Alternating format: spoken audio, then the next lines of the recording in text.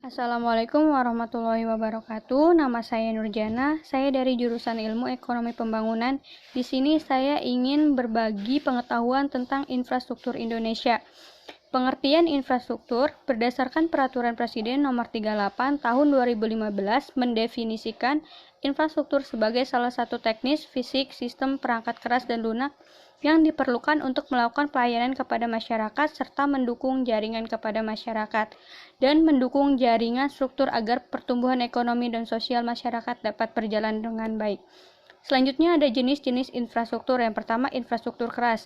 Infrastruktur keras adalah semua infrastruktur yang berhubungan dengan pembangunan fasilitas umum yang berwujud fisik. Beberapa yang termasuk dalam infrastruktur keras diantaranya jalan raya, jalur kereta api, saluran irigasi, bandar udara, pelabuhan, dan lain-lain. Selanjutnya ada infrastruktur keras non-fisik.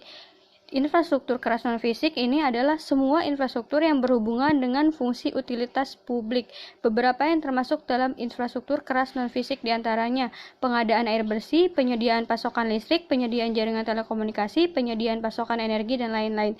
Selanjutnya ada infrastruktur lunak. Infrastruktur lunak adalah semua yang berhubungan dengan sistem, nilai, norma, peraturan, dan pelayanan publik yang disediakan oleh berbagai pihak, khususnya pemerintah. Beberapa yang termasuk dalam infrastruktur lunak diantaranya etika kerja, peraturan lalu lintas, pelayanan publik yang berkualitas, undang-undang hukum seperti perdagangan, pernikahan, dan lain-lain.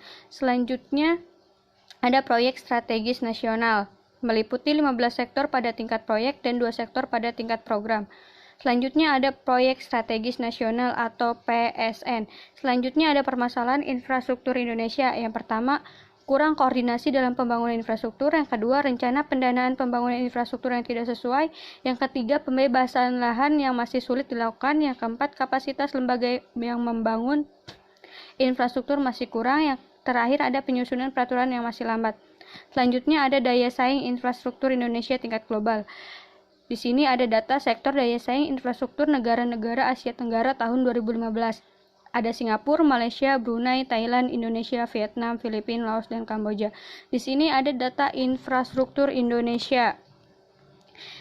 Infrastruktur pelayanan dasar seperti pendidikan, SD, SMP, SMA, SMK, atau akademi. Di sini ada fasilitas kesehatan seperti rumah sakit bersalin, puskesmas, rawat inap, puskesmas tanpa rawat inap. Selanjutnya ada infrastruktur ekonomi yang terdapat pada pasar 83,52%,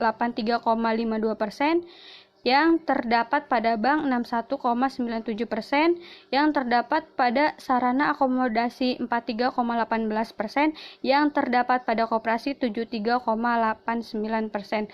Selanjutnya ada infrastruktur milik desa atau BUMDes sebesar 64,85%, dan di sini ada embung 14,13%. Mungkin cukup sekian dan terima kasih, kurang lebihnya mohon maaf. Wassalamualaikum warahmatullahi wabarakatuh.